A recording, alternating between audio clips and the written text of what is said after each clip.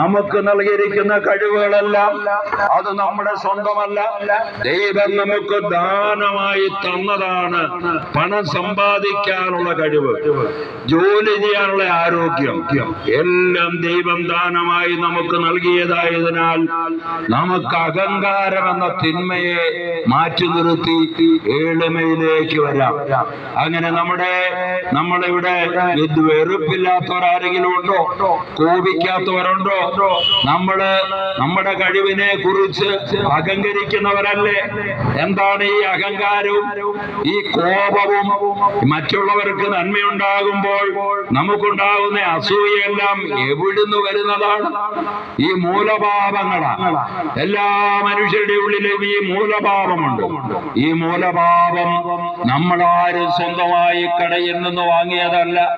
ഈ മൂലപാപം മനുഷ്യന്റെ ഉള്ളിൽ പിശാച് നിക്ഷേപിച്ചു കൊടുത്തതാ. ആദ്യ മാതാപിതാക്കൾ വഴി, ജന്മപാപം വഴി ഏതൊരു മനുഷ്യന്റെ ഉള്ളിലേക്കും ഈ മൂലപാപം കടന്നു വരുന്നത് ആദം വഴി, യൗവ വഴി പിശാച് അവരിൽ നിക്ഷേപിച്ചു കൊടുത്തതാണ് ഈ മൂലപാപങ്ങള്.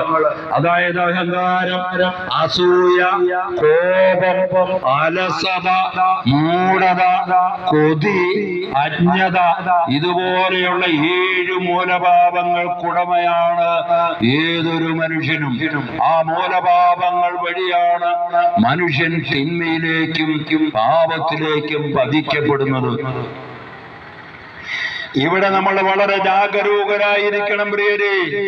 ദൈവം മനുഷ്യനെ ഭൂമിയിൽ മനോഹരമായി ഭൂമി സൃഷ്ടിച്ച് ഈ ഭൂമിയിൽ നമ്മെ ജീവിക്കാൻ അനുവദിച്ചപ്പോൾ നാം ഈ ഭൂമിയിലെ എല്ലാ സൗഭാഗ്യങ്ങളും ആസ്വദിച്ചനുഭവിച്ച് സന്തോഷത്തോടെ നമ്മെ സൃഷ്ടിച്ച് ദൈവത്തെ സ്തുതിച്ച് മഹത്വപ്പെടുത്താൻ ആഗ്രഹിക്കുന്ന ദൈവം, ദൈവദൂതന്മാർ സ്വർഗത്തിലിരുന്ന് പരിശുദ്ധൻ പരിശുദ്ധൻ പരിശുദ്ധൻ എന്ന് നിരന്തരം സ്തുതിക്കുന്നത് പോലെ ഭൂമിയിൽ സൃഷ്ടിക്കപ്പെട്ട ദൈവത്തിന്റെ ഛായയിൽ സൃഷ്ടിക്കപ്പെട്ട മനുഷ്യരും ഈ ഭൂമിയുടെ സൗഭാഗ്യങ്ങളെല്ലാം അനുഭവിച്ചുകൊണ്ട് ദൈവത്തെ നിരന്തരം സ്തുതിക്കാനും ആഹ്ലാദത്തോടെ ആനന്ദത്തോടെ ദൈവത്തെ ആരാധിക്കാനും മഹത്വപ്പെടുത്താനും വേണ്ടി സൃഷ്ടിച്ച മനുഷ്യൻ അവന്റെ ഉള്ളിലേക്ക് ഈ മൂലപാപം നിക്ഷേപിച്ചു നൽകുക വഴി പിശാചിന്റെ കവിശലം മുഴുവൻ മൂലം മനുഷ്യൻ പരസ്പരം ഭിന്നിക്കുകയാണ്,